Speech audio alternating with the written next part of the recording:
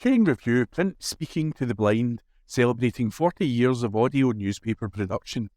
Welcome to this week's edition of the Glasgow Times podcast, recorded at the Bishop Briggs Media Centre by our amazing volunteers. You can get in touch with us via Facebook, Twitter or Instagram using @QNReview. That is @CUEANDREVIEW. You can also contact us directly by emailing information@QNreview.com. That is INFORMATION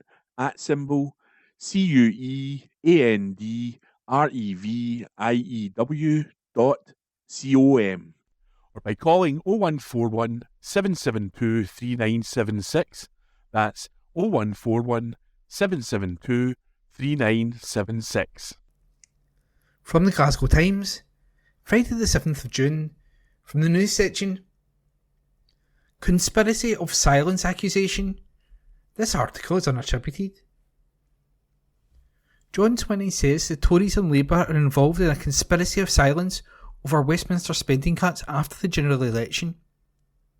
Speaking during a visit in Glasgow, the First Minister is expected to say the Conservatives are focusing on tax cuts at the expense of spending on services, and Labour are looking to match the Tories on public spending.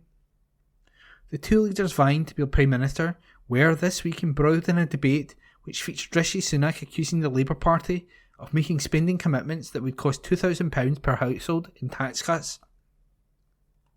Labour said the reports were rubbish, and the senior civil servant said the figures should not be attributed to the civil service, as Sunak said. Anna Sarwar accused the Prime Minister of spreading blatant lies and misinformation. Swinney will tell voters both are hiding the truth, that public services will face further spending cuts whoever wins. Swinney will say, public spending is becoming the defining issue of this election. After years of Westminster cuts and economic mismanagement and policy disasters like Brexit, we urgently need to see investment in the services which we all hold dear. This campaign is a test of just how much political parties value institutions like our NHS. It's about the political choices we make, and it's about the values that we hold. And, as the election gets closer, it is becoming clear that Labour and the Tories are concealing the true effects of their approach to fiscal policy from the public. They are concealing the huge budget cuts that will be involved. While income tax is mostly devolved, the spending allocations for services like health and education in England have an impact on Scotland, as money, through Barnett consequentials, is allocated to the Scottish Government based on decisions made for England. Swinney will say, the Tories are more interested in cutting taxes for the rich, while quietly abandoning public services to their fate. Meanwhile, Labour are dancing to the Tory tune, terrified of doing anything other than matching Conservative tax plans while trying to sound just as tough on spending and borrowing. And the article was unattributed, and it was read by me, Ian. From the Glasgow Times, Friday the 7th of June, from the news section. I've never been to Nando's, so I had to try the Rishi Special, by Stuart Patterson. When Rishi Sunak revealed his favourite Nando's order, who knew that a side of broccoli could provoke such passions? It certainly split the Glasgow Times newsroom, and two colleagues in particular engaged in a debate more heated than the recent one on TV between the Prime Minister and Keir Starmer. At its height, I was wondering, would this be the first time HR had to be called in to resolve a dispute on the acceptability level of a lemon and herb chicken? In the end, it was not destined for disciplinary action because it turned out what united the warring factions was their horror at the revelation I had never been to Nando's, and therefore had no idea what the fuss was all about. When the editor was informed of this, it was duly decided that, as political correspondent, I must go to the nearest Nando's and try out Rishi Sunak's go-to grub. Time to find out why, for some people, this meal was more important than tax, defence, immigration or the NHS. Firstly, I was invited to order through the app and a QR code, which really bugs me, but hey, get with the 20th century. So, half chicken, medium, chips and broccoli, the Sunak special. Apparently, Sunak said they can eat at Nando's as much as twice a week. At £14.45 a pop for his favourite, it's just as well he and his wife have combined wealth of more than £500 million. Waiting for the meal to arrive, I could see the influence Nando's could have on the Prime Minister. All around I was surrounded by young people, and at the very next table was a group of senior boys from a nearby independent school. I could imagine if Sunak was here, he'd be thinking obviously they've got too much time in their hands. Nothing a spot of national service won't sort out. I had to look up where Nando's originated.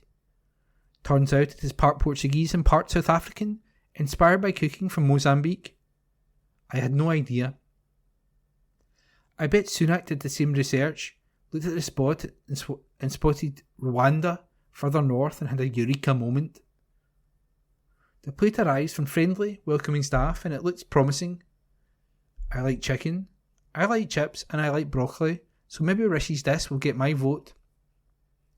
The chicken coating was tasty enough and I finished the meal with just the bones to pick over, but I could have been a bit more adventurous had I been allowed to stray from the Prime Minister's platter. The chips were crispy, as promised, but a little more flavour wouldn't have gone amiss. It was a bland option. What about the broccoli, the item that caused the most controversy? Well, as I said, I like broccoli, but this was a little bit wet and insipid. Why Rishi Sunak would order it, well, you can draw your own conclusions. The overall verdict? It looked the part and promised much, but, in the end, given the alternatives on offer, it could have turned out so much better. And that article was written by Stuart Patterson, political correspondent. From the Glasgow Times, Friday the 7th of June, from the news section, Boost for Families by Alex Wilding. An NSPCC-led project Together for Childhood has provided essentials for children in Govan. The campaign, titled Help Keep Wee Govanites Cosy, has been distributing vouchers to families to help in buying school coats and shoes. The campaign launched during the Challenge Poverty Week 2 years ago and has since provided children with blankets, scarves, hats and warm clothing. The project team has collaborated with primary schools in Govan, delivering emotional resilience and mindfulness sessions to help children understand their emotions and thoughts. These sessions aim to build resilience skills in pupils, helping them handle challenging situations and improving their emotional development and well-being. Together for Childhood team members used their knowledge of the area to investigate the links between poverty and inequality and conduct charitable activities. As part of this drive, they spoke with GP surgeries, family support groups, schools, families and community groups to identify the best way to spend a £2,000 donation from the Rio Stakis Fund. Families that qualify for the scheme receive one-for-all vouchers, which can be used at participating shops to buy school clothes. These vouchers, combined with the remaining winter programme stock, are distributed to approximately 60 Govan families. Asda vouchers bought with the remaining Rio Stakis Fund budget are also provided for the purchase of food and other essentials. Carmine Walsh, Development Support Officer at Together for Childhood Govan, said, "Through speaking to local partners and families in Govan, it became clear that support with school clothing would be of great benefit to the community. We have established close links within the Govan community, which gives us a unique opportunity to find out the best way to help children and families in the area. By distributing vouchers, we are giving families the choice to shop where best suits them. We are incredibly grateful to Rio Stakis for the donation that has made this possible." Rio Stakis, arriving in the UK in 1928 as a penniless 14-year-old, built his fortune with an affordable cafe in Glasgow. This venture expanded into a chain of restaurants, Scotland's first casino, and hotels later sold to Hilton Hotels. Andros Stakis, of the Rio Stakis Charitable Trust, said, "We are delighted to donate to Together for Childhood Govan and help them with their incredible work supporting the community. We're sure these packs will be greatly appreciated by those who receive them." For more information, you can email govan.tfec@nspcc.org.uk. That's for more information, you can email govan tfc@nspcc.org.uk. Parenting advice and support is available by contacting the NSPCC helpline on 0808 800 5000.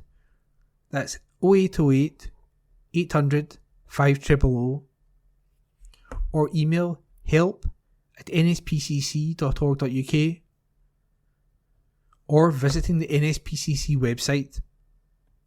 Concerned children can reach Childline at any time on 0800 1111 or go to www.childline.org.uk. And the article was written by Alex Wilding. From the Glasgow Times, Friday the 7th of June, from the news section, cyclist attacked by two youths. This article is unattributed. A pair of youth left a man unconscious after he accidentally crashed into them on his bike. The 54-year-old was cycling on the Barton Road in Clydebank at around 4:45 p.m. on Wednesday. He accidentally collided with the boys, who were travelling on off-road dirt bikes and wearing balaclavas. The pair then attacked him and fled the area, leaving him unconscious. Emergency services attended and the man was taken to hospital to be checked over. Detectives are now investigating the shocking incident and are urging any witnesses who saw the pair on their bikes to get in contact. Chief Inspector Kirsty McClatchy said, "Inquiries are ongoing to establish the full circumstances, and we are appealing to anyone who witnessed what happened to please get in touch. We are aware of public concern around the use of off-road and e-bikes in the area, and it is vital that we speak to members of the public with any information which could help us tackle this issue. We would urge anyone who sees these bikes being driven in a dangerous manner in a public place to take note of the location, description of the rider, type of bike and anything else notable, and pass this on to the officers." And the article was unattributed. From the Glasgow Times, Friday the 7th of June, from the news section, E. coli outbreak sends 37 to hospital. This article is unattributed. At least 37 people have been admitted to hospital in an E. coli outbreak.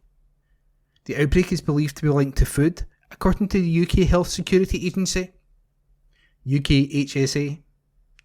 Whole genome sequencing of samples indicates most of the 113 cases reported across the UK between May the 25th and June 24th are part of a single outbreak, it said.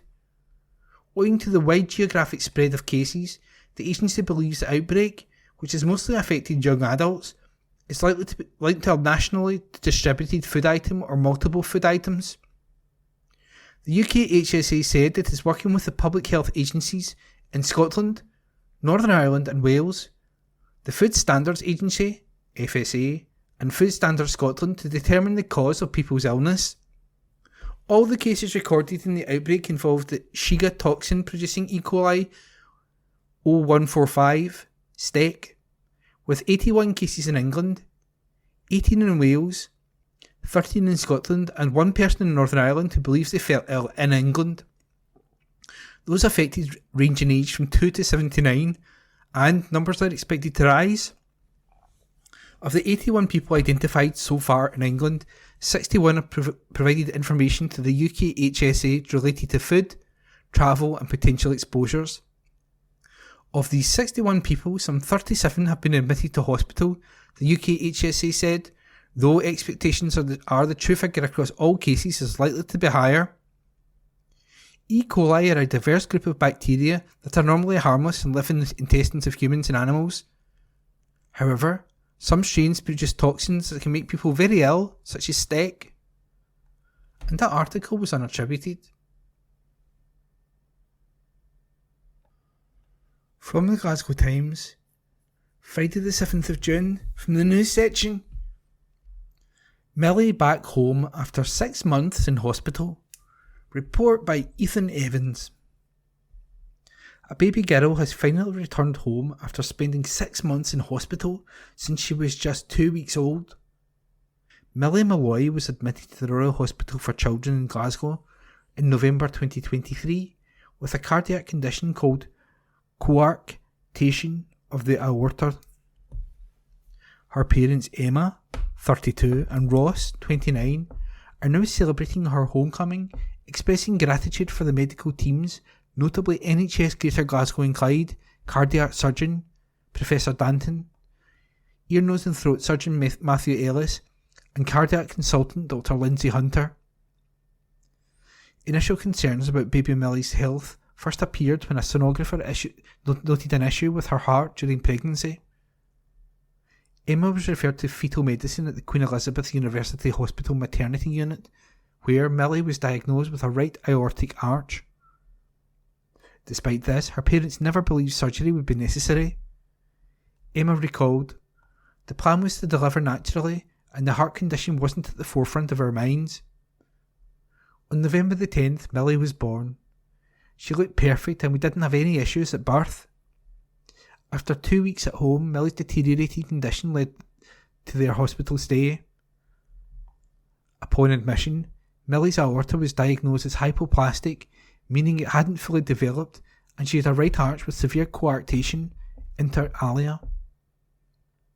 Emma continued, "Professor Danton was the surgeon who would be carrying out Millie's repair, and we were told that the combination of Millie's abnormalities with her aorta were very rare.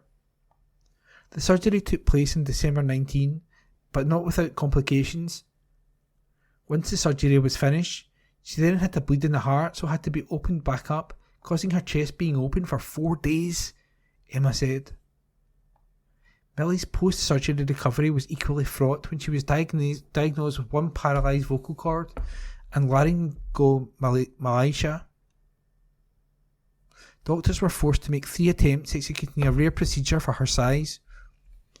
Emma said, "There were many terrifying moments between the 3-stitch procedures and, at times, it felt like we were going backwards. Following the 3rd stitch being put on her vocal cord, she has gone from strength to strength."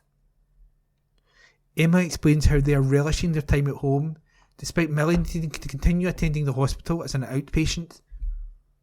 The departure was emotional. "We are so grateful to all the staff that looked after all of us since we have been here. There are not enough words to describe how thankful we are," she said. Dr. Hunter expressed delight at Millie's progress. "It has been a pleasure to care for Millie and her family from the start of this challenging journey. Both Millie and her family have shown great strength and patience throughout. There was a lot of emotion the day she was discharged. Now Millie begins a new chapter, surrounded by the love of her family, including her brother, Harris, too, at their home in Carluke." And that article was written by Ethan Evans. From the Glasgow Times, Friday the 7th of June, from the news section. Soldiers Remembered in Poignant Service, by Rebecca Newlands. Veterans, armed forces personnel and politicians were among those gathered at Glasgow Cathedral for a special D-Day service. Yesterday marked 80 years since the landings on the beach in Normandy in 1944 that changed the course of the Second World War. To commemorate the brave soldiers who took part in the D-Day landings, a service was held in the cathedral. Our photographer Colin Mearns captioned some incredibly poignant pictures of the service. The event was hosted by Lord Provost Jacqueline McLaren in her role as Lord Lieutenant. She said ahead of the event, "We remember the incredible valour of those who shared our values and paid the ultimate price to preserve our freedoms." Only last week, the city commemorated the 100th anniversary of the Cenotaph in George Square. The legacy of their bravery and heroism are a way of life and freedoms we enjoy today. The worship was led by Glasgow Cathedral's minister, Reverend Mark Johnson, alongside Reverend John Powers and Reverend John Sturrock, the moderator of Glasgow Presbytery. Among those veterans who attended the service was 92-year-old Kenneth Long, who served with the 6th Battalion Glasgow Highlanders. Donning his medals, Mr. Long appeared emotional at the service, honouring the men he fought alongside in 1944. Scottish Labour leader Anna Sarwar and Glasgow Labour MSP Paul Sweeney were also among the guests. A 2-minute silence was observed during the service as a way of remembering the heroes lost. Around 156,000 soldiers descended in the sand as part of the Allied invasion of occupied territories, and is still one of the biggest seaborne invasions to date. There are thought to be approximately 10,000 casualties in the landings on the Allied side, with around 4,000 soldiers confirmed dead. And that article was written by Rebecca Newlands.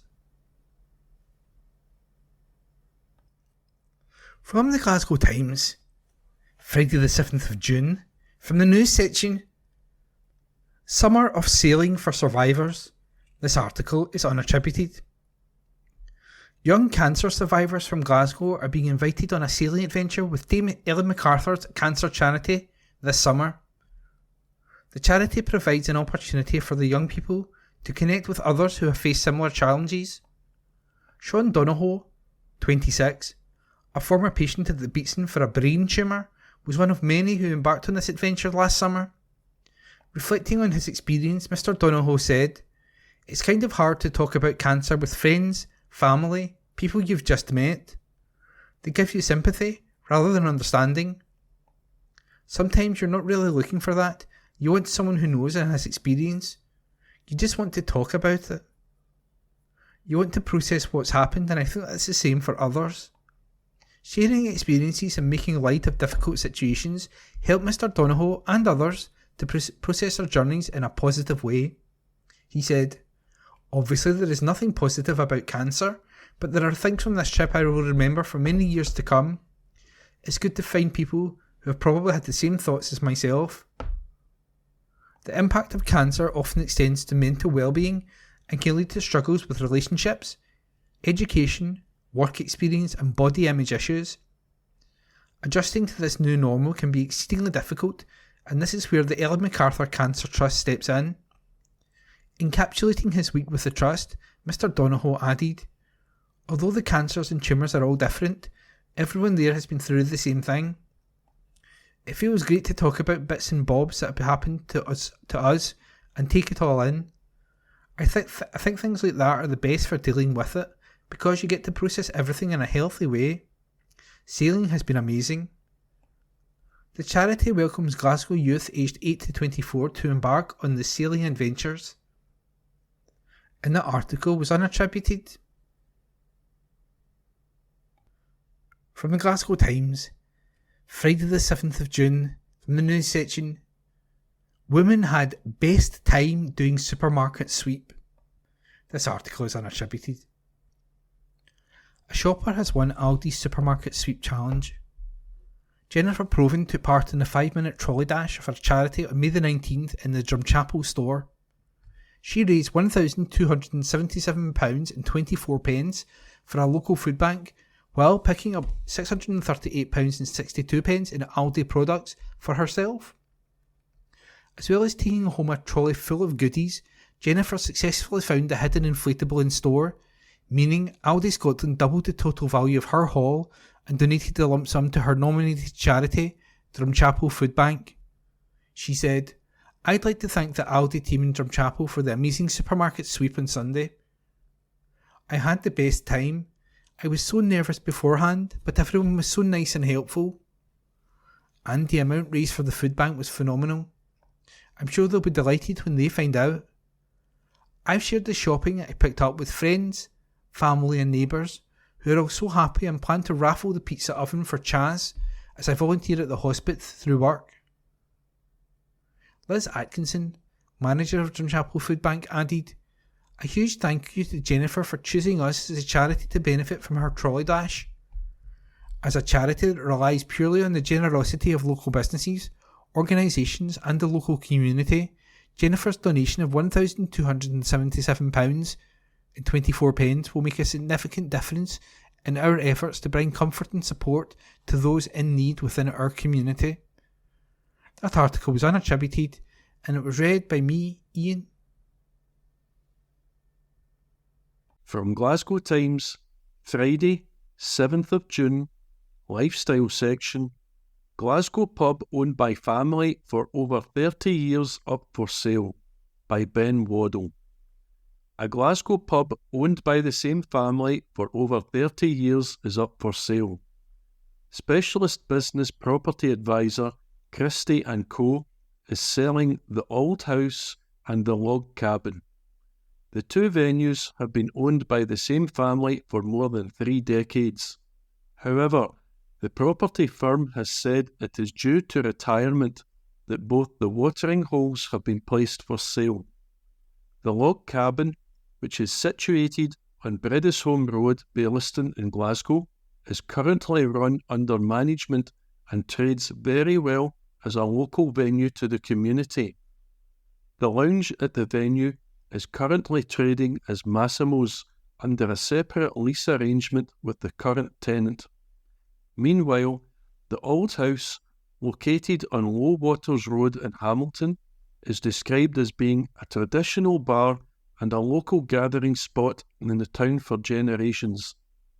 The agents say it has an old-world feel but has been fitted with a modern twist. That article was written by Ben Waddell. From Glasgow Times, Friday, 7th of June, Lifestyle section. Major Scottish band announced show at Glasgow's OVO Hydro by Morgan Carmichael. A major Scottish band will be heading to Glasgow's OVO Hydro this December. Travis, known for big hits like Why Does It Always Rain on Me and Fires in the Window, will be playing at the OVO Hydro on December the 21st. The show comes as part of the Raise the Bar tour, which is the band's first UK tour since 2022. The news comes after the award-winning group's new single, Bus, debuted on Radio 2 last night. Speaking about the tune, frontman Fran said, "I was on holiday, staring out the window, watching all the boats bobbing on the sea. I was trying to write a song and nothing was coming. It reminded me of all the years I spent waiting on buses. You never think it's going to come, but if you wait long enough, it usually turns up. Looking out at the sea, at all the little sailing boats, I imagined all the bands and artists sitting in them, waiting on that freak gust of wind to blow them to fame and fortune. We caught a huge one in '99, so I can testify to the random nature of it." In the middle of all these thoughts came a cool little melody, and the song was written a few minutes later. The new single comes from the band's upcoming studio album, LA Times, which is set to be released on July the 12th. Tickets for the UK tour will go on sale at 9 a.m. on June the 14th. To purchase tickets, head over to the OVO Hydro website. That article was written by Morgan Carmichael. From Glasgow Times, Friday, 7th of June, Lifestyle section. Store in East Kilbride has closed after more than 50 years, by Ben Waddell. A much-loved store that has been open in East Kilbride for over 50 years has closed its doors. Olympia Pets, which is based on Righead Gate in the town, took to social media to announce the sad news on June the 1st. The pet shop, who claimed to be the longest trading pet store in East Kilbride, said they had no choice but to close their doors due to a declined insurance claim for flooding. While revealing the sad news, the shop thanked all its customers over the years for their loyalty, support and kindness. Bosses of the business also said that they were absolutely devastated to announce the news. In the Facebook post, the store said, "It's with the heaviest of hearts that we have had no choice but to close our doors due to a declined insurance claim for the flooding we experienced. We want to take this opportunity to express how grateful we are for your loyalty, support and kindness over the years. You have been friends to us, not only customers. We have loved serving you, our community and your pets. We had the best job because of all of you. Dog grooming clients will all be contacted shortly with a change of location and contact details. We are all absolutely devastated and will miss you all and wish you all the best. Thank you for everything. Following the gutting announcement, punters of the store expressed their sadness about the news in the comments of the post. One person said, "So sorry to read this, the end of an era." Another sad customer said, "I'm going to miss you guys. Been a customer since I was 5 and you were at the arcade, and now I take my daughter and she loves it. Wishing you all the best in the future."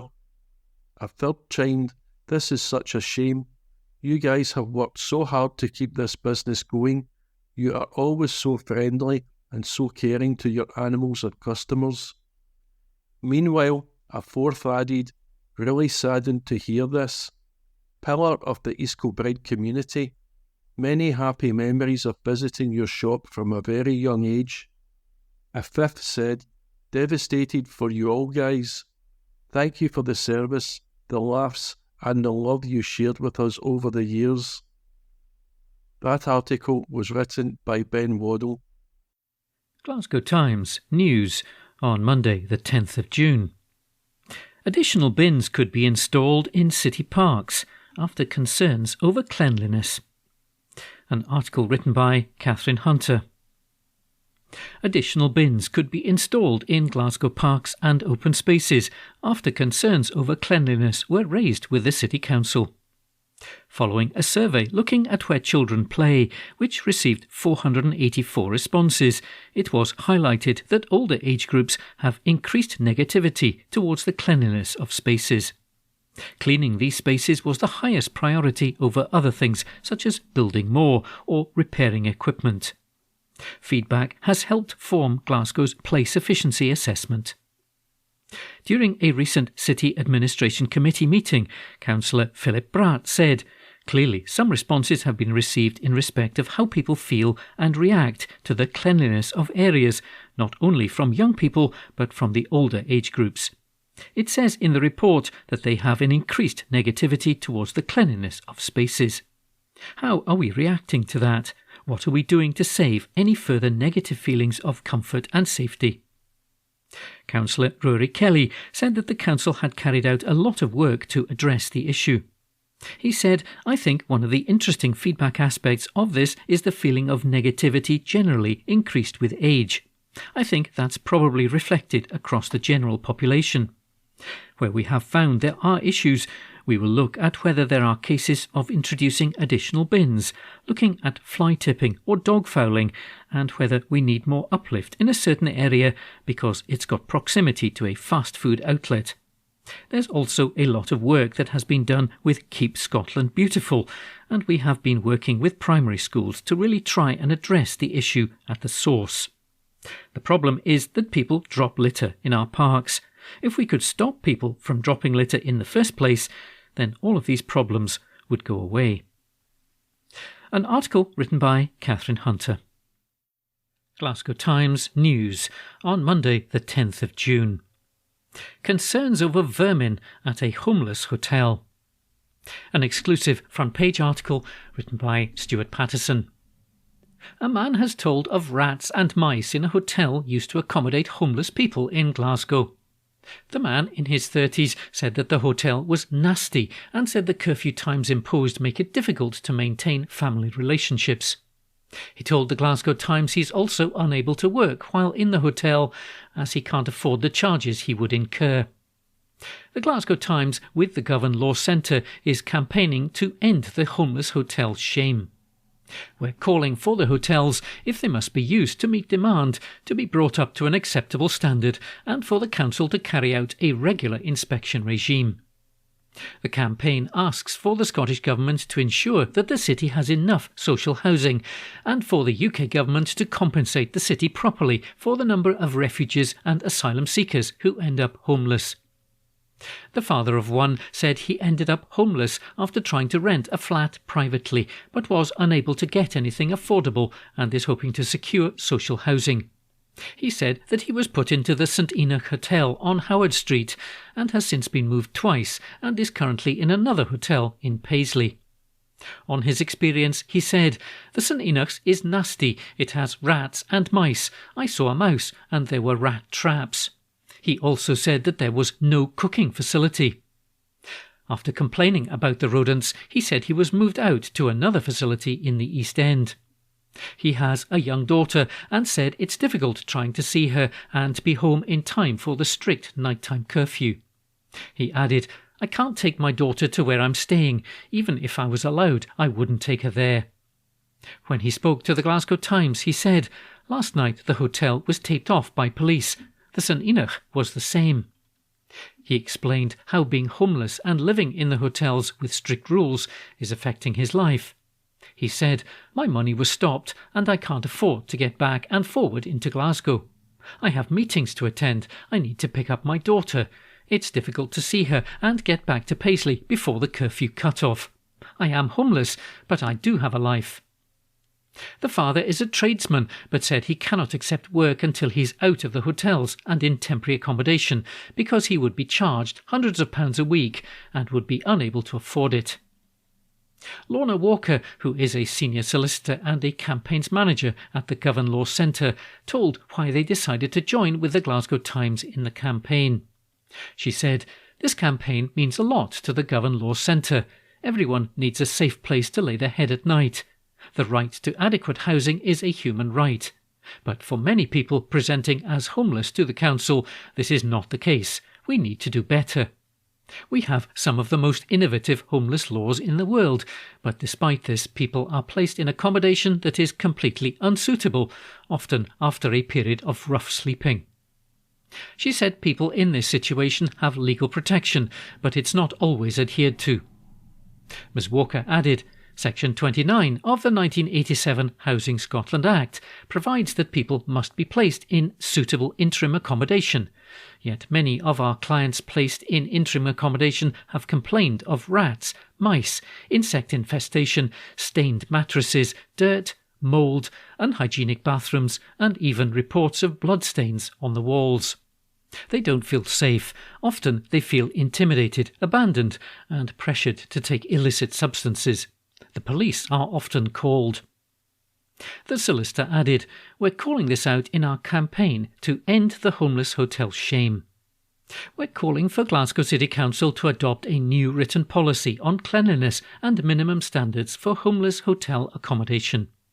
We want council staff to inspect hotels regularly to check the rooms and shared facilities, and if hotels don't meet those standards, they shouldn't use them until they do." When the Glasgow Times contacted the St Enoch Hotel, we were told that there was no one able to respond to our inquiry.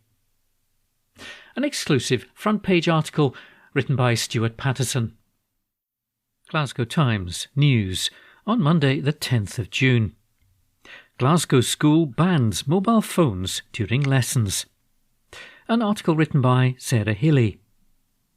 A Glasgow high school has introduced a ban on phones during lessons, with classrooms given a special box to hold the devices.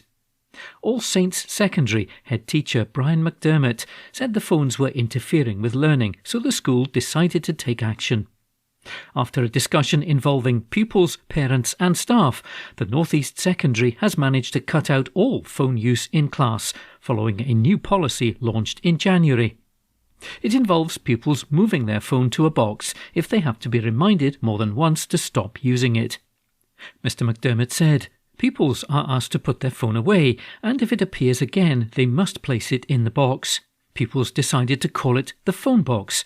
The young people have responded well." Pointing out how constant Snapchat notifications interrupt lessons and could hinder facts going from short-term memory to long-term memory, he added, "It's all about learning. Learning is why we're here." Previously, there were issues with children using their phones under the tables and also going to the toilet during class time and being on social media. Mr McDermott said, "There had been an informal put your phone away policy with mixed success. We felt that children were using their phones under the table. They would walk into class with a phone in their hands. It's part of their life, part of their body almost. Telling them to put their phone away was not really working. If it's getting in the way of learning, we wanted to do something about that. Mobile phones do have their uses, but when you're learning, you don't need to be distracted by a mobile phone. There were concerns that some children were going on too many toilet breaks to use social media in a sort of internal truancy, according to the head teacher. He said, now if children leave the classroom, they must leave their phone behind. The children have access to iPads at school, so don't rely on their phones to aid school work.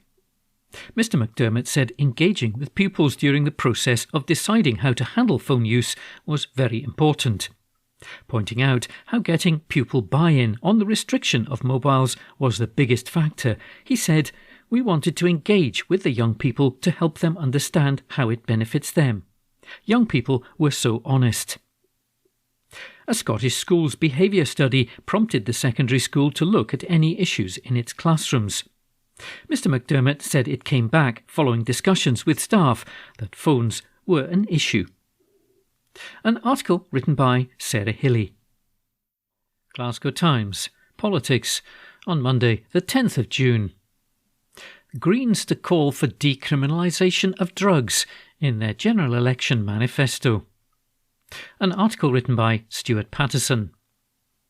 The war on drugs approach should be scrapped and instead decriminalisation should be introduced, the Scottish Greens have said. The party wants drugs and drug deaths to be dealt with as a public health issue rather than a criminal justice matter. Scotland has had a record number of drug deaths in recent years, and the latest figures showed Glasgow hit its highest total ever.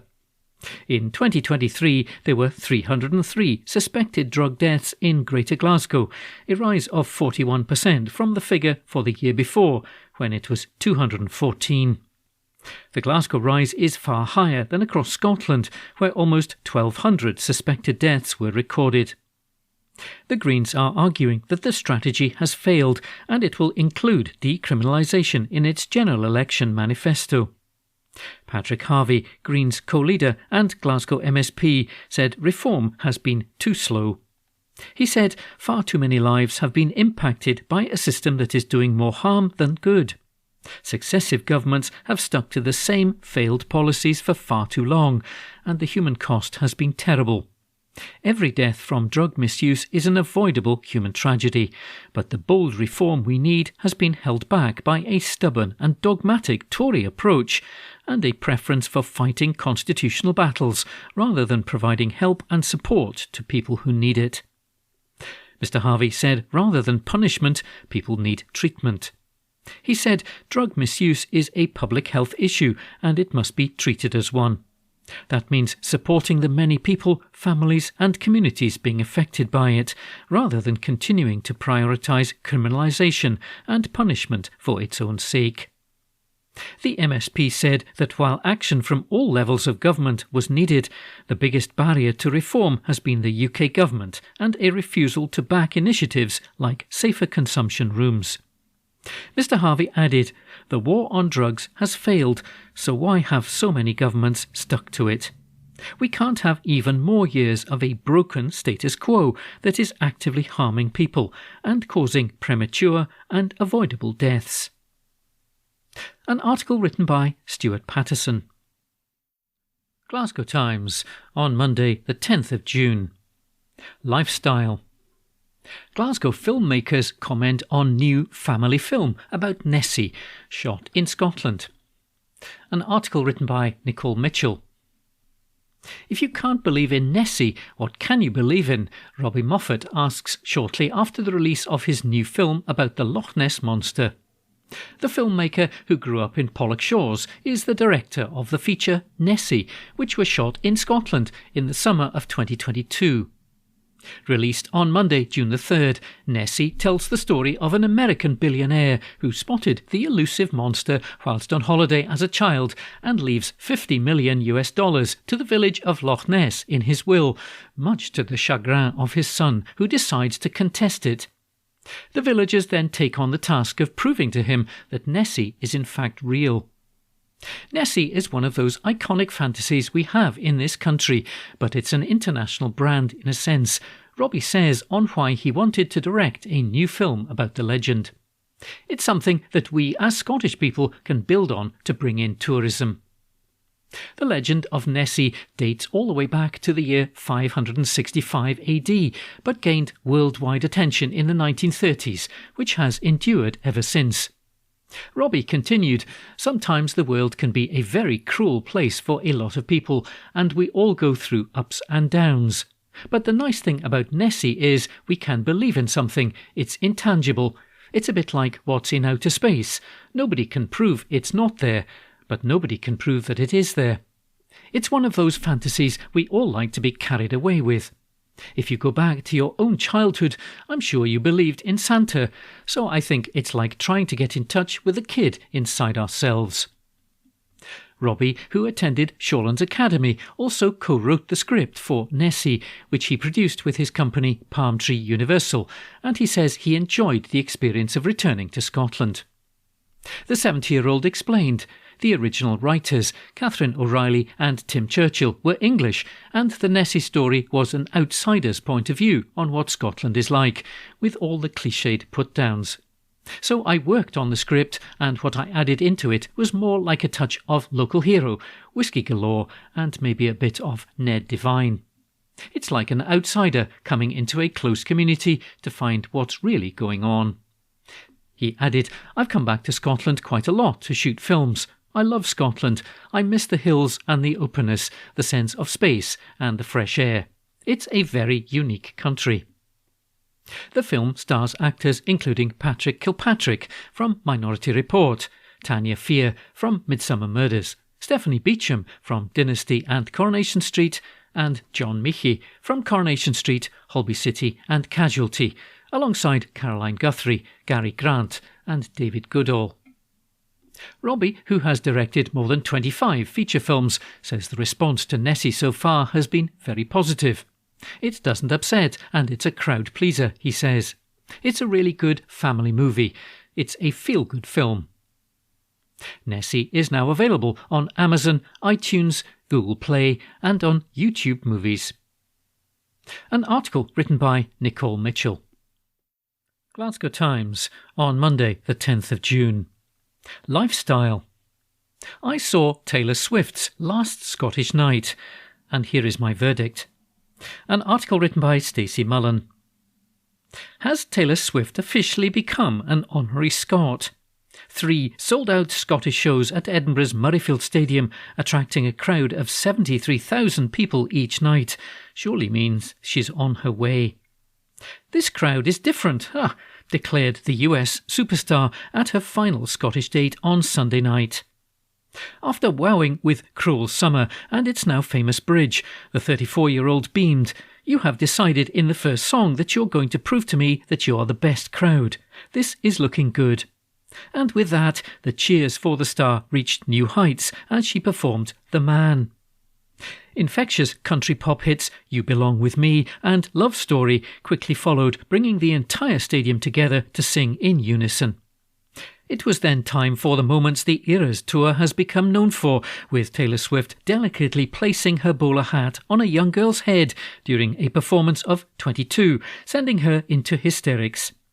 But it was dancer Cam Saunders who of course stole the spotlight again during We Are Never Ever Getting Back Together, as he put on his best Scottish accent to scream "Bolt ya rocket" for the diss part of the song.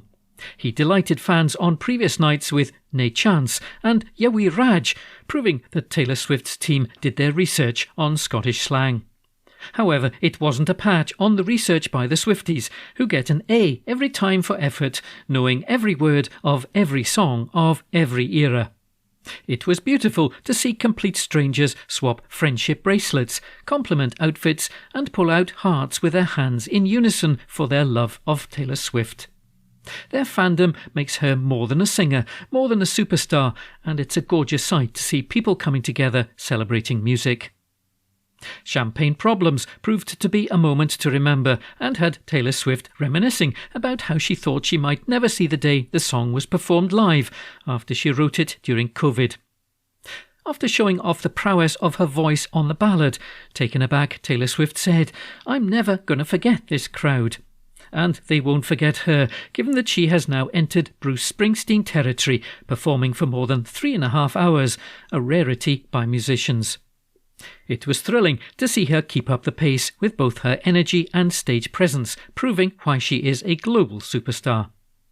Style, blank space and Shake It Off entertained with high-energy choreography, while the Post Malone-featured Fortnite showcased the new era of Taylor Swift.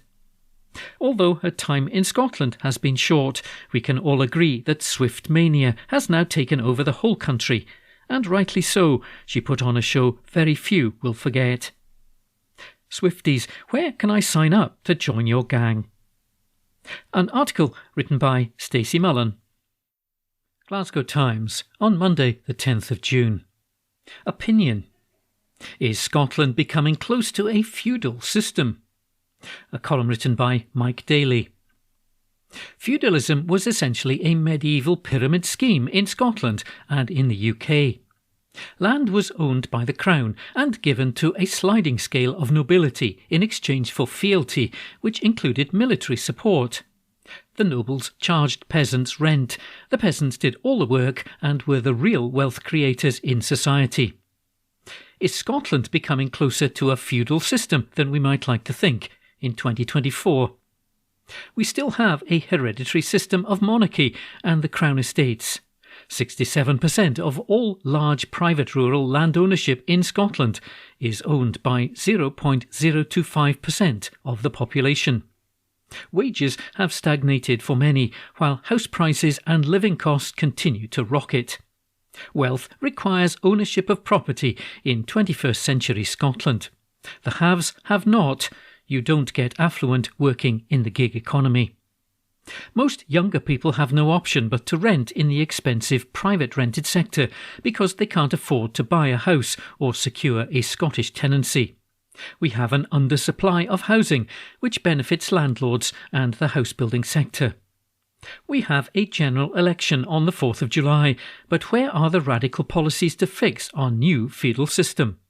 Most political parties nod in the direction of building more affordable homes, a standard mantra over the last decade or two, yet we still have a housing and homeless crisis.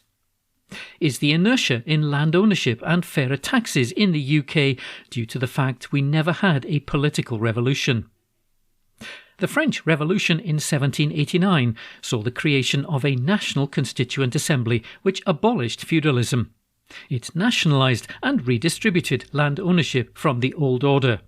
Some farm workers were able to own land. By 1789, France's gross domestic product was 3 times that of Britain. In 1791, The Rights of Man by the American founding father and Englishman Thomas Paine was published. Mr. Paine argued against hereditary government and titles and supported the French and American revolutions.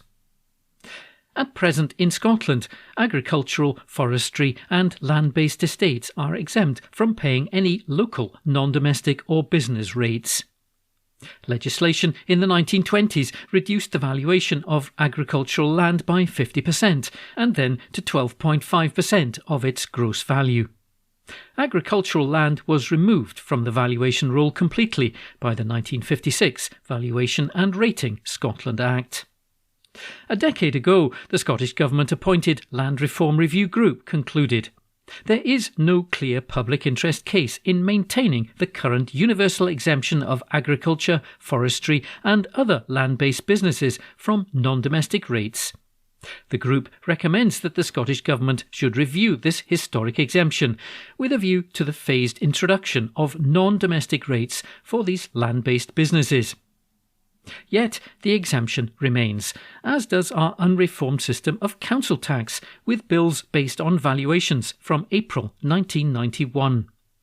Local authorities have been closing or reducing essential community facilities and services for want of funding. Why doesn't the Scottish Parliament tackle the big issues facing most Scots today? A lack of access to affordable, warm and safe housing. Reintroducing a local tax on agriculture, forestry, rural land and other land-based businesses could raise funds to build new councils and affordable housing. It could also disincentivise over 400 private landowners from owning half of rural Scotland, with land being treated as an investment commodity like gold, because of its tax exemptions. A column written by Mike Daly. From the Glasgow Times, Tuesday the 11th of June, from the news section, Builder in Health and Safety Talk at School. Article written by Elizabeth Burt. A Glasgow school was recently given a health and safety talk by Taylor Wimpey Scotland. The home builder visited Wallacewell Primary in Robroyston to remind students of the risks of playing near construction sites, especially pertinent with the school summer holidays approaching. With works well underway on Taylor Wimpey West Scotland's new homes at Monument Way, the company was keen to raise safety awareness. Derek Shendel, Regional Health and Safety Advisor for Taylor Wimpey in Scotland, said, "Health and safety in and around our construction areas is of vital importance to Taylor Wimpey. Taking this type of proactive approach with local schools allows us to reinforce just how important it is for children to stay away from building sites, and it gives us the chance to remind the children that building sites are not playgrounds." Kathleen Taylor, Wallacewell Primary School's Deputy Head Teacher, highlighted the necessity of the talks. She said, "We were delighted to welcome Derek from Taylor Wimpey West Scotland into our school to highlight the dangers associated with children playing near any construction site. It's great that Taylor Wimpey understands the importance of our children's safety and has created an interactive and proactive approach to appeal to our pupils." Prompted by the presentation, the children are now creating safety posters to enter in a contest. The winner will have their work displayed around the development. This idea is to remind the wider community about the dangers of playing near a live construction site. And that article was written by Elizabeth Burt. From the Glasgow Times, Tuesday the 11th of June, from the news section, Crime Gang's Boss Jailed for Killing 3 Pals in Smash, by our court reporter. A crime gang boss killed 3 friends in a horror 127 mph motorway smash. Lee Docherty, 38, fell asleep at the wheel of the hired Audi Q7 on the M8 near Bishopton in Renfrewshire in the early hours of September the 19th, 2021. 7 of his associates were piled into the powerful 4x4 at the time. Mark Downey, 31, David Payton and Manveer Benning, both 27, died following the high-speed crash. The 4 others were badly hurt. Docherty yesterday appeared at the High Court in Glasgow, where he pleaded guilty to causing the deaths by dangerous driving.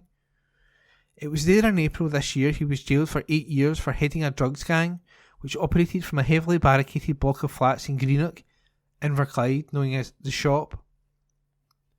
Lord Clark sentenced him to an extra 9 years for this latest crime. Prosecutor Greg Farrell told how Docherty and the others had earlier been at the Glasgow City Centre Club.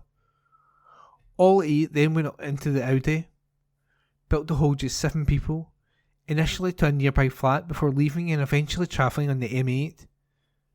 Mr. Farrell says Docherty went up at a recorded speed of up to 127 mph, described as grossly excessive.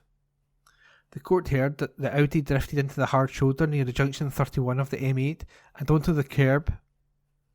The vehicle soon ended up on an embankment. Mr. Farrell said, "The Audi continued the path of travel with no apparent input in the form of braking or steering from the driver. The 4x4 tumbled down the embankment, knocking down a fence and 2 trees before coming to a halt on its roof. 7 of the 8 men in the overloaded Audi were not wearing seatbelts. The 3 who died were all found lying outside of the vehicle." Mr. Farrell said, "The crash investigator indicated that Docherty caused the Audi to drift towards the near side of the motorway in a manner which indicates he was falling asleep. The other passengers, Brendan Gillan, Dylan McFadgen, Michael Monroe and Brendan Balloch, all needed hospital treatment following the smash. The court heard Docherty, of Greenock, Inverclyde, was described as being in shock. His KC Thomas Ross said, "I have to acknowledge the emotional pain suffered by the bereaved. The knowledge that he has caused all of that would weigh heavily upon him even if it were strangers, but these were all close friends. Whatever the sentence, this is a matter he will have to live with. It must also be said that the mother of Mark Downey and the partner of David Payton In an extraordinary gesture of compassion, bear him no ill will. They take the view it would have been the last thing in the world he would have wanted to happen. In the circumstances, they are prepared to forgive him. The court heard, as well as the drugs conviction, Docherty had previously been jailed for attempted murder in 2000. Lord Clark said the latest prison term would have been 12 years but for the guilty plea. It will only begin at the end of the 8 years Docherty got in April.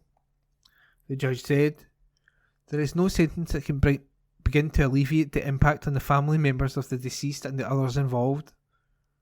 Docherty was also banned from the road for a total of 14.5 years. And that report was by our court reporter. From the Glasgow Times, Tuesday the 11th of June, from the news section. Here comes the summer. Free city activities revealed. Report by Kirsty Feerick. Glasgow is set to enjoy a series of free activities and events this summer. Glasgow Life Charity has confirmed action-packed programmes for 2024, including music, adventure playground sessions and tennis camps. The run of highly popular, family-friendly events kicks off with the Mela in June at Kelvingrove Park. The annual event is the city's multicultural festival of music, dance and arts and is free for everyone to enjoy. Incredible local, national and international acts will perform this year, including Apache Indian, Abira Shah, G-Town Desi, Bombay Talkie and Bhangra Beatles. Festival goers can also sample food from around the world and try out a variety of sports. The Kelvingrove Bandstand will host a series of workshops and events. These will end with the Glasgow Mela Big Sing-Along with Glasgow Satari.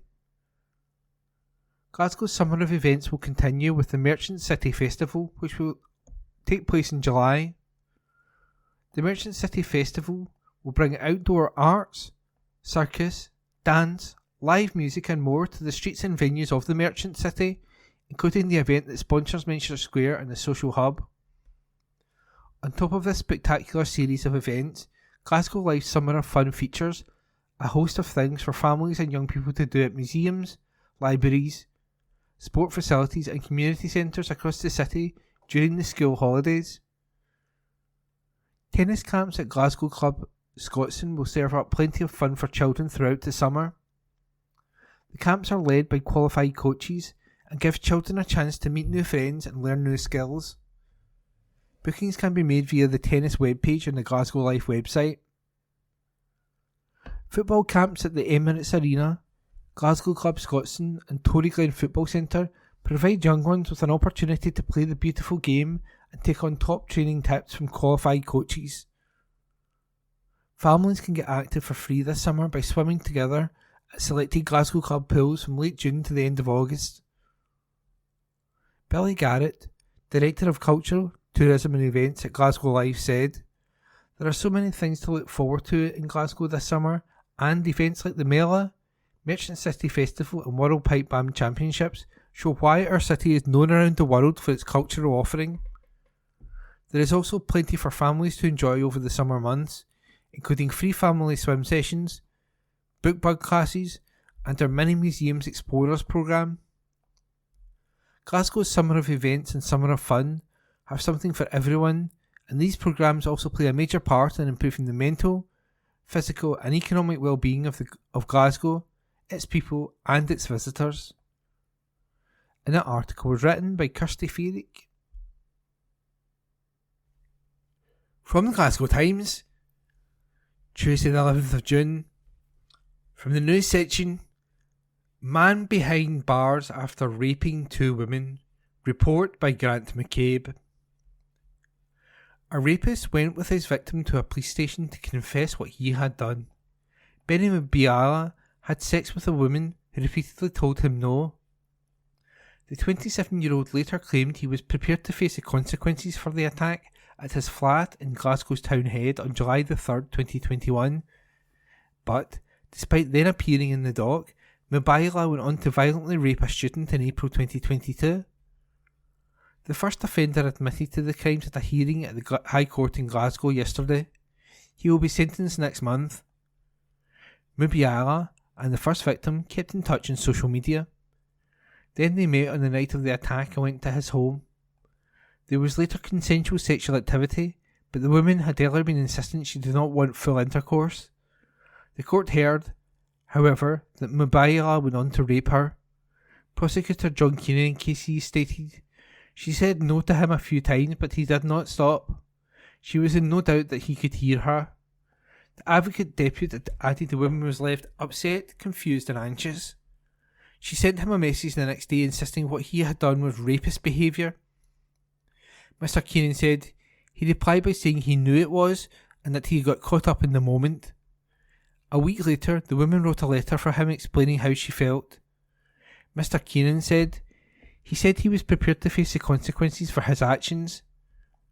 They agreed they would go to the police together on July the 23rd, 2021. The women stated they were there to report a sexual assault, and Mubayala confirmed that. Mubayala told police there had been agreed parameters to sexual activity between him and the woman. He admitted she had not consented to what he had done. Mubayala went on to appear at Glasgow Sheriff Court days later and was bailed. But on April the 20th, 2022, he struck again at student halls in the city's Dolby's Loan. Mubayala had ended up back there with a young woman and they initially had consensual sex. She then said he was being rough and he stopped. This victim turned away from him and wanted to go to sleep. However, Mr. Keenan said Mubayala went on to forcefully pull her onto her back and he raped her.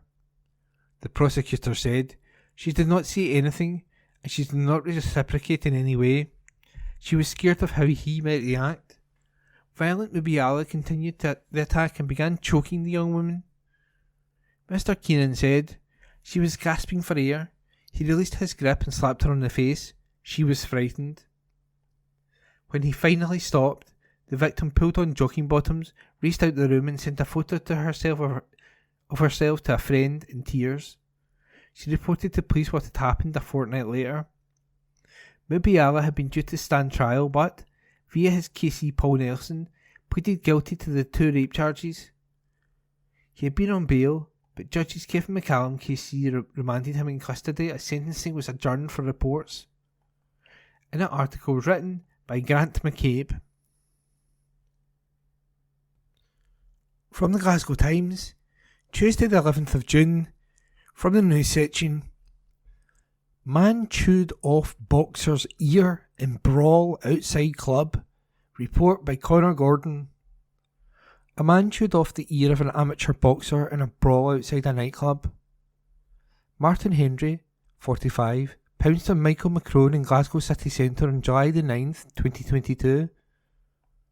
Undefeated fighter McCrone had earlier pushed Hendry and assaulted his partner Anne-Marie Rogan.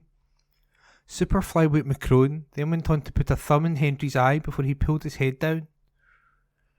Hendry then went on to bite the top of McCrone's ear, which has never been reattached.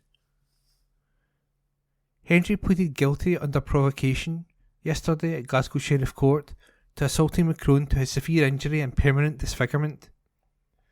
The court heard Hendry and Rogan, 42, of Clydebank, West Dunbartonshire, were out with friend nurse Laura Jane Gilbert, 31, who had visited from Inverness. McCrone was thrown out the Savoy nightclub due to inappropriate comments made to the woman. A short time later, Hendry and the woman went outside while McCrone and his brother were in the vicinity. McCrone's brother bumped into Hendry's friend, Miss Gilbert, and shouted abuse towards the woman. Hendry then intervened before the brothers turned their attention towards him. Prosecutor Emma Baker said, McCrone pushed Hendry to the chest and his partner Miss Rogan had to get in the middle of them. At this point she herself was assaulted by McCrone and his brother. They also went on to assault them by punching Hendry and his partner. Hendry and McCrone then ended up grappling with each other. Miss Baker added, McCrone tried to pull Hendry's head down and he put his thumb into his eye. Hendry reacted by biting the left ear of McCrone, ultimately removing the top of it. Police attended and Hendry was arrested while McCrone was taken to hospital for treatment. Miss Baker said the top of his ear could not be reattached. It was revealed that Macron had also been prosecuted for this incident and received 180 hours of unpaid work. He was also tagged for 5 months, keeping him indoors between 8 p.m. and 6 a.m, as well as to put under supervision for 2 years. Eddie Robertson, defending, told the court, Henry told Macron and his brother to mind their language. The two men were ushered out and there was an indication that they were amateur boxers. That was made plain. There was a response of what are you going to do about it as they were being led outside, and you are getting stabbed outside. Henry and his party then leave, then he lights a cigarette, and then there was a bumping into of Miss Gilbert. Sentence was deferred on Henry until next month by Sheriff Brian Cameron, who continued his bail meantime. And that article was written by Connor Gordon. This is from the Glasgow Times on the 12th of June 2024 from the news section, and the headline reads, Prime Minister Rishi Sunak went without Sky TV as a child. This article is by Joshua Searle. Rishi Sunak said that he went without lots of things growing up as a child, saying he never had Sky TV when asked about his wealth growing up. In the interview with ITV's Paul Brand, the Prime Minister revealed he was forced to go without Sky TV when he was younger, as his parents prioritised his education. When asked to give an example of something he went without growing up, Mr Sunak said, There'd be all sorts of things that I would have wanted as a kid that I couldn't have. Famously, Sky TV, so that was something we never had growing up actually. But it was lots of things. But again, that's my experience. What is more important is my values and how I was raised. And I was raised in a household where hard work was really important. Service to your community was important. And my parents worked very hard for what they had, and they wanted their kids to have a better life. The Prime Minister's response, part of an interview which airs on ITV tonight, has been criticised by many online who have pointed out that Sky TV didn't launch until the Prime Minister was 9 years old. Alan Beattie, who writes for the Financial Times, said, Sky TV didn't launch until Sunak was 9, by which point he was already at private school. He came back early from the D-Day commemorations to do this interview. 22 days of this to go, folks. The interview was already controversial after it was revealed it was recorded on the day the Prime Minister left D-Day commemorations early. The Prime Minister was heavily criticised for his decision to leave events early and was forced to apologise. During the ITV interview, Mr Sunak apologises to Paul Brand for his lateness, saying the incredible commemorations in Normandy all just ran over. Liberal Democrat Treasury spokesperson Sarah Olney said, This is proof that Rishi Sunak simply didn't care enough to stay in Normandy. How he brushes this off is frankly insulting. Rishi Sunak does not deserve to be Prime Minister. Honouring the sacrifice of our veterans should be a privilege. Instead, Sunak treated it as an inconvenience. Defence Secretary Grant Shapps suggested the Prime Minister had chosen to miss the international event because no British veterans were there. He told Sky News he was there meeting British veterans. The part that he didn't attend had no British veterans at it at all. He has rightly issued his apology for it. This article was by Joshua Searle. This is from the Glasgow Times on the 12th of June 2024 from the news section, and the headline reads, Urgent warning after 47 drowning deaths in Scotland. This article was by Rosie Lewis. People are being urged to take extra care around open water over the summer, as statistics showed drowning deaths in Scotland are more than double the UK average. There were 47 accidental drownings in Scotland last year, and 236 across the UK as a whole, according to figures from the National Water Safety Forum. That equated to a drowning rate of 8.63 per million people, and more than double the UK average of 3.49 per million. In the past 5 years, 226 people have died in accidental drownings in Scotland, including from cold water shock, and West Central Scotland is regionally the most dangerous area for water deaths. In July 2018, 14-year-old Ben Thompson drowned in Glenburn Reservoir in Paisley, while in July 2021, 6 people died within 24 hours while swimming in Scottish waters. Scottish Water has warned that reservoirs have been a magnet for risky or antisocial behaviour in warm weather, and it has now urged people against using them as a place to swim due to the deep, cold water and lack of phone signal in remote locations. They said rangers are now patrolling some of its reservoirs after young people began causing problems in recent years at Mulgai, Piccolo in Eaglesham, East Renfrewshire and Gladhouse in Midlothian, including diving from working water towers. Infrastructure, including dams, steep banks, overflows and underwater pipework, all pose risks, while dog walkers are urged not to attempt a rescue if their pet is in the water, as the animal may have a better chance of survival than a human. Peter Farrer, Scottish Water's Chief Operating Officer, said, "While people should enjoy any good weather we have this summer and take pleasure around the country's beautiful lochs, reservoirs, rivers and beaches, it's absolutely vital they stay safe at all times and behave responsibly." As a number of tragic deaths in Scotland in recent years have shown, safety is a serious issue in all bodies of water. At reservoirs, while the water may look harmless, there are many hidden dangers. We need to ensure everyone is aware of these hazards. We are reminding parents to keep their children safe and asking adults to act responsibly around reservoirs and other water courses. Matt Croxall, head of charity at the Royal Lifesaving Society UK, said, "In the last 5 years, West Central Scotland has been named as the area with the most accidental drownings of 36, which is over 3 times higher than the Scottish average. With the summer holidays coming and families enjoying staycations across popular destinations in Scotland, it is even more vital that everyone has a strong understanding of what to do if you find yourself or someone else in trouble in the water." Bringing water safety to the forefront of everyone's mind, Drowning Prevention Week equips people with the appropriate skills and knowledge to be summer ready when it comes to being safe in and around water during the summer months and beyond. Carleen McAvoy, of the Royal Society for the Prevention of Accidents, said, "On warm days it can be tempting to enter the water to cool down, but open water in Scotland tends to be much colder than anticipated. It can lead to cold water shock, an involuntary response to the body being suddenly immersed. It can affect your ability to move, swim and breathe. We recommend learning more about cold water shock and water safety in general by learning the Water Safety Code and knowing what to do in an emergency.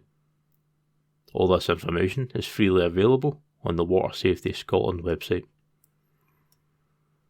This article was by Rosie Lewis. This is from the Glasgow Times on the 12th of June 2024 from the news section, and the headline reads, "US rapper put biggest order ever to Glasgow restaurant." This article is by Rebecca Newlands. Doja Cat put the biggest order ever into a Glasgow restaurant during her tour stop in the city. The US rapper visited the OVO Hydro on Tuesday as part of her Scarlet Tour promoting the album of the same name. And while she was staying in the city, the Kiss Me More hitmaker had to sample the fried chicken at local favourite Buck's Bar. The restaurant says they received their biggest order ever for chicken burgers, with the team preparing a whopping 76 burgers for Doja's road crew, totalling over £1,000. They say this order beats previous bulk orders from Canadian rockers Nickelback and fellow rapper Nicki Minaj, who were both in Glasgow on tour recently. A spokesperson for Bucks said, "Bucks' biggest chicken burger order ever. Tonight, Bucks Bar history was made thanks to Doja Cat and her road crew, ordering over £1,000 worth of chicken burgers. 76 Bucks burgers made the journey to the OVO Hydro, following her sold-out gig, beating Nickelback and Nicki Minaj's orders over the last month. Thank you, we hope you enjoy." This article was by Rebecca Newlands. June 12. Evening Times Opinion.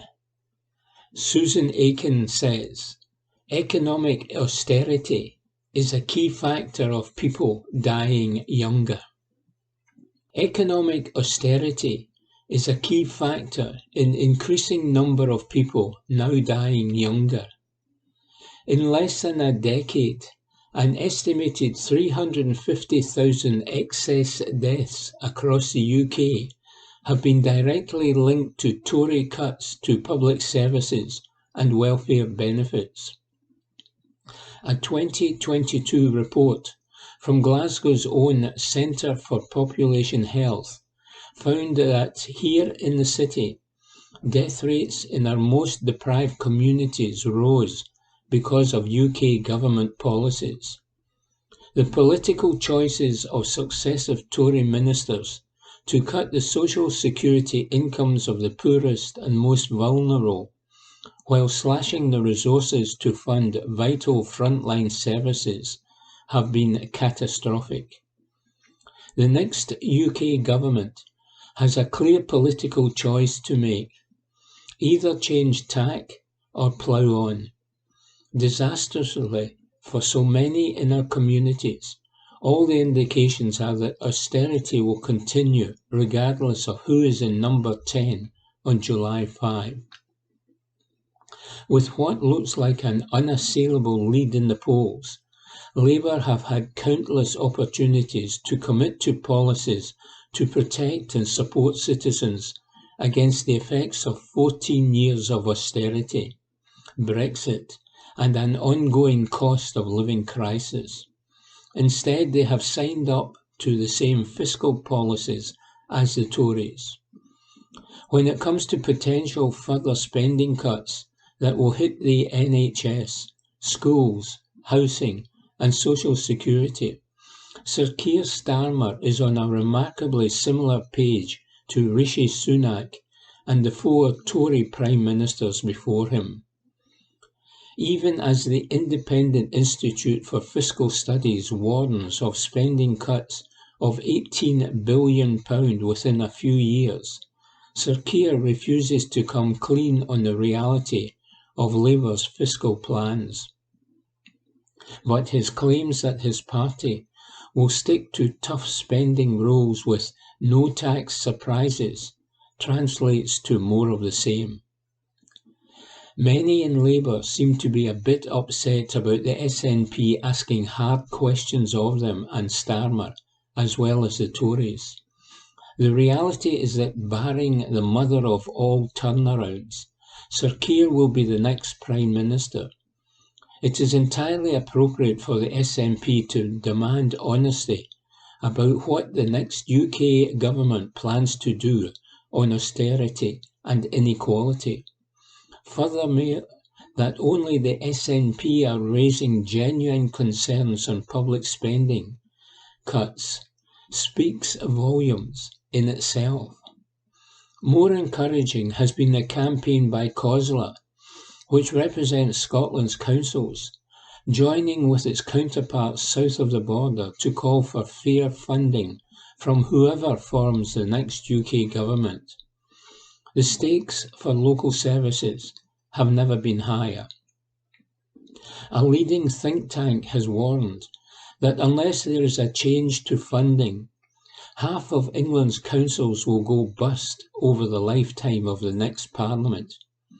Many in Scotland, already struggling to balance the books, will be pushed to breaking point by further Westminster spending cuts.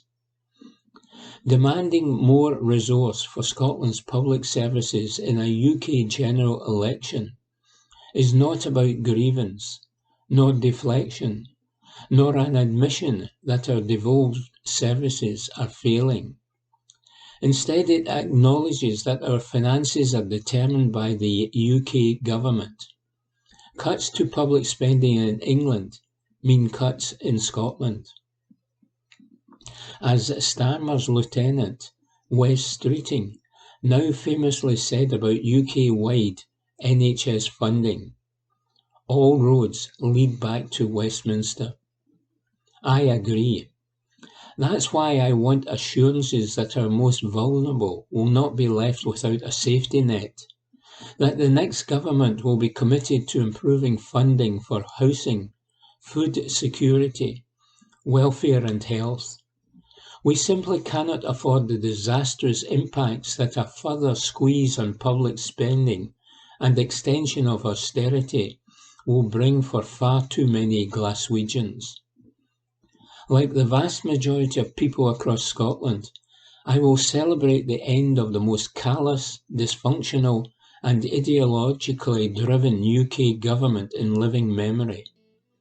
But right now the change Labour say they will bring will not be anything as big as the change we need. Glaswegians will neither forget nor forgive that, says Susan Aiken. That concludes this week's edition of the Glasgow Times podcast. Please remember to subscribe to our channels at Review and Review and to tell your friends about our service.